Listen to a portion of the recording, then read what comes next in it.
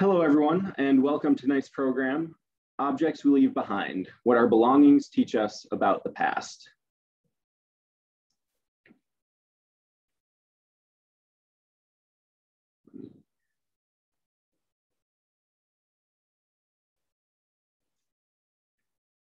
So when we study history, we have many tools available to us.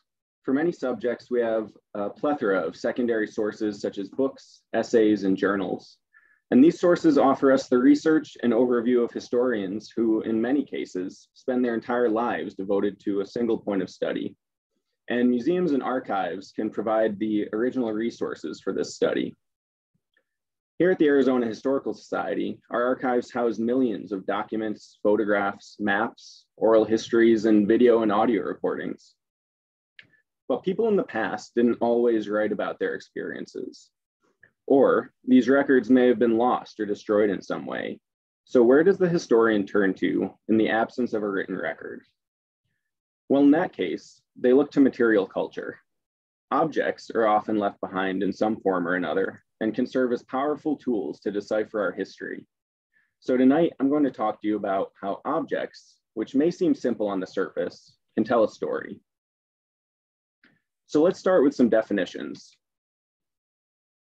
What is material culture? Well, if we look at the two words that make up this phrase, we can get a pretty good idea of the definition of it. Material, in very simple terms, refers to a thing or an object and is defined as relating to, derived from, or consisting of matter. Culture, on the other hand, refers to the set of values, conventions, or social practices associated with a particular field, activity, or societal characteristic. So if we put these together, we get a definition of material culture as something relating to, derived from, or consisting of matter, or objects that contribute to our values, conventions, or social practices. So when we think about material culture, we're looking at what objects can tell us about our culture and why. Now, this cultural communication isn't intrinsic to the object itself. It comes from us, our collective history and traditions. An object on its own is just an object. Human beings give them their significance. This significance can be global, like dolls or toys. Nearly every culture has a version of dolls, and we immediately make an association with childhood when we see them. The significance can be national, like flags, relating to patriotism or love of country. It can be regional. Arizona locals may recognize this as one of Ladmo's hats from the popular television show Wallace and Ladmo. It can even be personal, like wedding rings. Each one of these objects has a cultural significance bestowed on them. On the surface, they're simply various materials put together in various ways. But because of our history and our traditions, we give them meaning. So how do we decipher this meaning then? Well, let's think of material culture as another language. With many languages, it's difficult or even impossible to make a direct translation, but what's most important is to translate the ideas being communicated. Looking at objects is no different, except the language isn't written, it's communicated through clues shown on the object. An easy way to get started is to ask the basic questions of who, what, where, when, and why, and move on from there.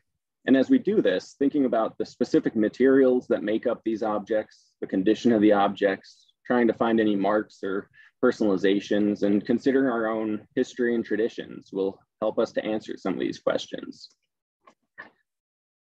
So let's start looking at some objects. And as we do so, I invite everyone watching to contribute your thoughts and suggestions in the chat.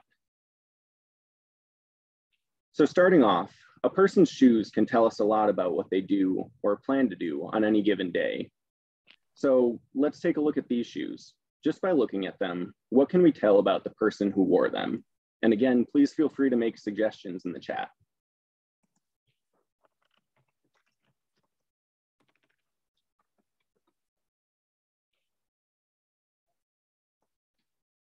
So starting off with what, pretty easy for us to answer this. These are a pair of boots, right? We don't necessarily know what they were intended to be used for, but they if we take a look at the materials, we see that thick leather, heavy rubber soles, long laces. So we can guess that they were pretty clearly designed to protect the wearer's feet and not fall off very easily. So I'm seeing working, hiking, made in a factory. So yeah, all of these kind of, we don't know necessarily if they were used for working or hiking yet, but maybe there's some clues that we haven't found yet. Let's turn to the condition though. Do these look well worn or new?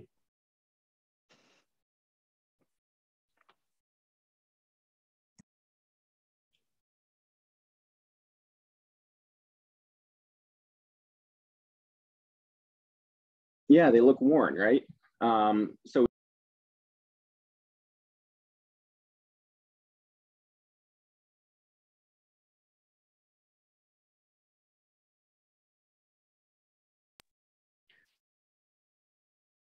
yeah, so we see scuff marks on the toe. If we take a look at the bottoms, we see that the treads are worn. That mark is barely legible now.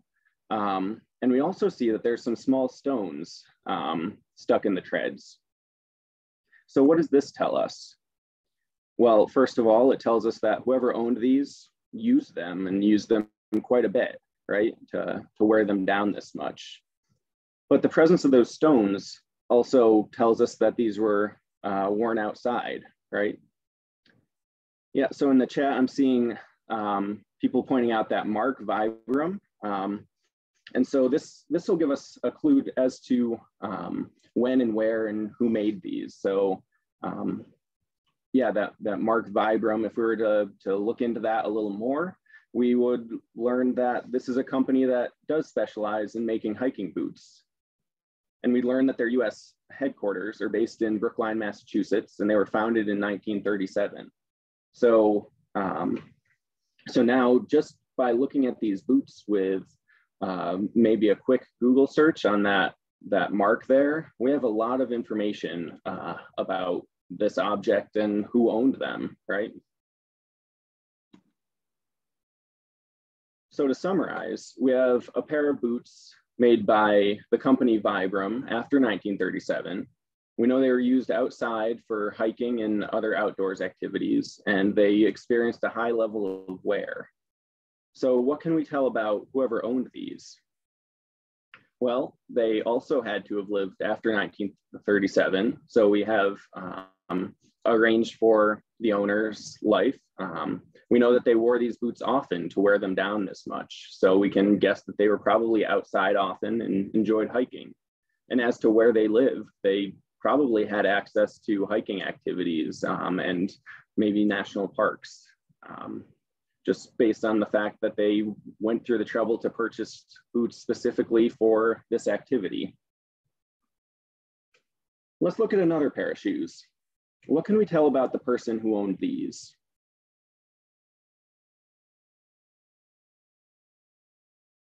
So starting off with what are they? These are high-heeled shoes, right? What can we guess about what type of event or where these were used? Yeah, so I'm seeing fancy in the chat, but what indicates to us that these are fancy shoes? So if we look closely at the materials, right? So yeah, material and design. We see that these have that silk exterior and sequins and embroidery make up the flower on that toe. And yeah, bright color. So these shoes, the bright red, the shine to them, they're very loud and they really attract our attention, right? And we also have this tendency to associate shiny with elegance and fancy and formal occasions, right? So yeah, I'm seeing in the chat, formal evening event, seldom worn. So yeah, let's talk about the condition a little more. These look basically new, right? There's no scuffs or stains on them. We clearly see the labels on the insoles. So what does this tell us about whoever owned these shoes?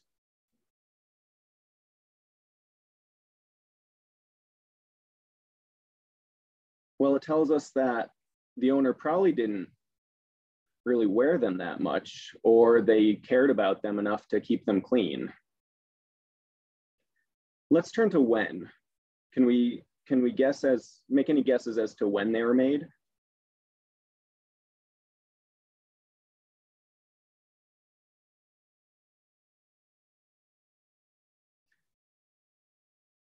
Yeah, so in the chat, I'm seeing 1945, 1960s. If we take a closer look at the marks on the insoles, we can see the words Deliso Debs, Avery, and Goldwater's, Arizona. So now we know the maker, Deliso Debs, the style or brand of shoe, Bovary, and the place where they were sold, the Goldwater's department store somewhere in Arizona. Now, if we were to look into Deliso Debs and this style of shoe, we would learn that yes, these date to the mid-1900s, and this style was really popular during the 1950s. So now we have a really precise date range to these objects. Now, what about the mark on the other shoe, the one that says custom lasted around that hammer? Well, a last is the formal term for the mold that is used to make shoes. So formerly made of wood, now made of plastic. It's essentially just a mold in the shape of a foot around which the shoe is made. So if this was custom lasted, that can suggest that this was custom made for this owner. Maybe they had it special ordered to their size, and that could suggest that these were more expensive shoes. So to summarize, we have a pair of high-heeled shoes that were made by the company Deliso Debs, and were made in the 1950s and sold and purchased at a Goldwater's department store somewhere in Arizona. Based on the material, we know that they were probably intended to appear elegant. They may have been more expensive because of that label custom lasted, and we know that they were intended for formal occasions. So what can we tell about the owner? Well, they lived in Arizona, or at the very least knew someone who did, who would have purchased the shoes for them. We know they lived during the 1950s, and they had the means to purchase the shoes. So in the chat, I'm seeing the owner was affluent, probably owned many pairs. So yeah, especially if these were custom lasted, custom made for the owner, that may indicate that they were more expensive. So the owner probably was a little well off, right? So we also know that they had occasions to wear these shoes, but wore them rarely and valued them enough to keep them in such good condition, and then save them and eventually donate them to the Historical Society. Let's turn to a different type of object. What can we learn from this teapot? When we look at it, what's the first thing we notice?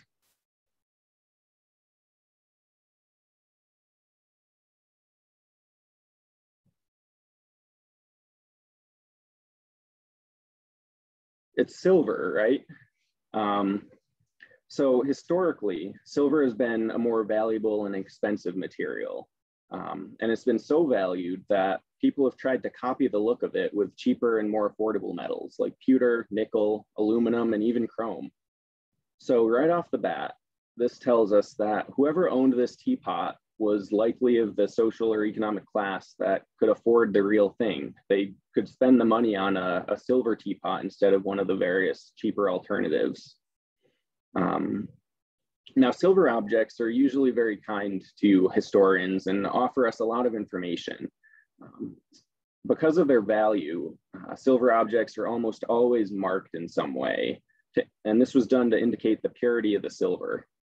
On its own, silver is a very soft metal and is easily dented or deformed. So in order to harden it for use, it has to be alloyed with some other metal, usually copper, which we can see if we look on the inside of the teapot here. So if you look at the photograph, you see that green oxidation of the copper base.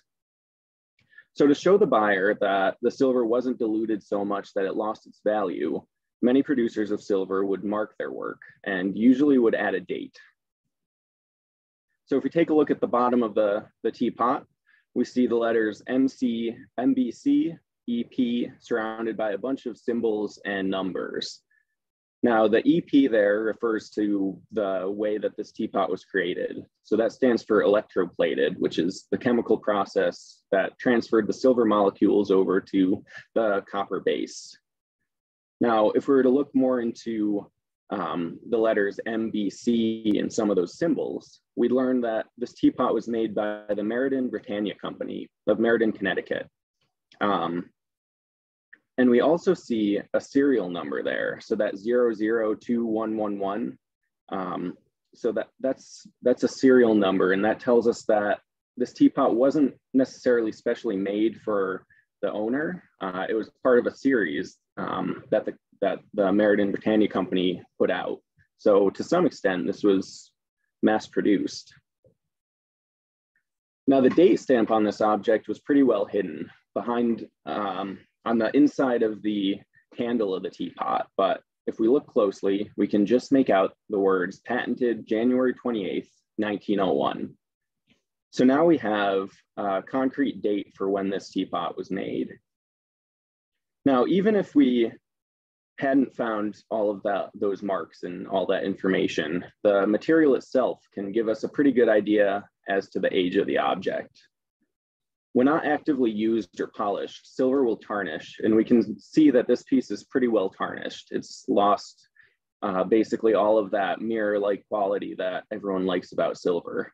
So even if we hadn't found that date stamp, at the very least, we'd know this teapot isn't new and it probably hasn't been used in some time.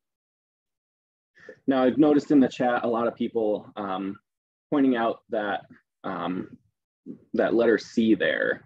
So yeah, the letter C has been engraved onto the front. Now, what does that signify? What does that tell us?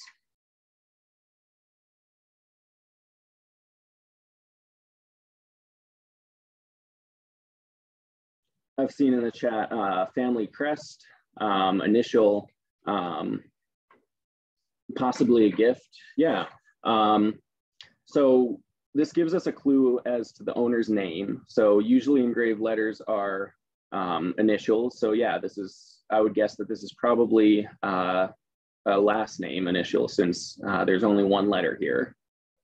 But this also tells us that this teapot has been personalized. Whoever owned this teapot was willing to pay extra to have their initials engraved onto the front. So if we summarize this, we see that we have a silver teapot made by the Meriden Britannia Company in 1901. We know that while this was used to serve tea, this probably was also used to demonstrate social status to some extent. So just like the shoes, this silver is a really shiny material. And again, it's historically been more expensive and associated with upper class ornate objects.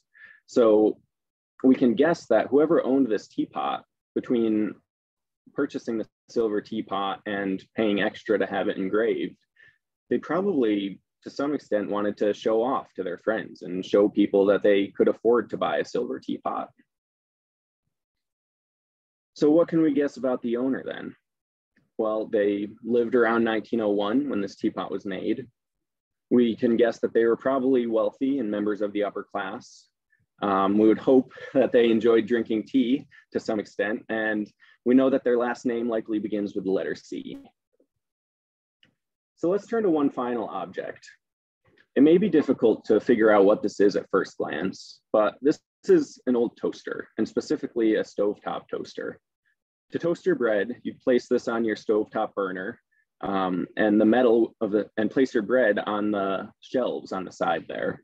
The metal of the toaster would heat up and toast your bread. So we know what this is, but what can we guess about when or where this was used? And again, let's look for any marks, let's think about the condition, and let's look at the materials used, or in this case, the materials not used.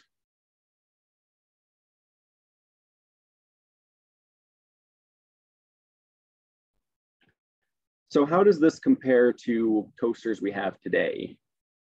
we immediately notice that it's not electric, right? So there's no electric aspect to this toaster. So that gives us a pretty good indication, at least of the end of our date range, right? So whoever owned this either lived before electricity was invented, or they lived in an area without access to electricity, or maybe they just didn't have the means to pay for an electric toaster. But all of this points to the suggestion of, yeah, I'm seeing in the chat, 1890s, mid 1800s. So yeah, I would say early 1900s is the absolute end of our date range for this object. What about the condition of this toaster? What do we notice about that?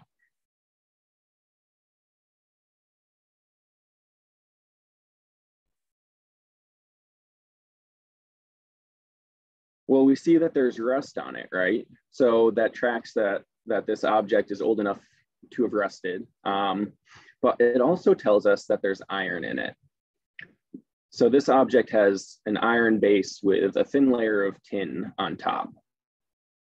And if we compare those materials to those of the teapot we just looked at, these materials are a lot cheaper and more affordable. So that suggests that this probably wasn't something you'd really want to show off to your friends. It was more utilitarian kitchen object, like something we'd keep in our kitchen cabinets today.